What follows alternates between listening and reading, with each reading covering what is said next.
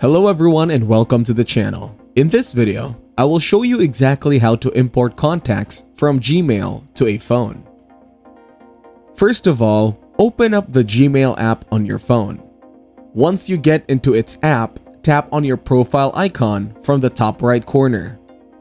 Then tap Manage your Google account option from here. This will take you to your Google account page. Now from here, tap on the People and Sharing option. After that, scroll down and look for Contact. Then click on the Contacts option from here. And you can hit the important icon from here. Now you can choose the contacts you want to export. Also, you can choose the file in which you want to export the contacts. Once you select both options, tap to Export button. Then click on the downloaded file and you can successfully import the contacts from Gmail. If you enjoyed this video, like it and share your comments or questions below.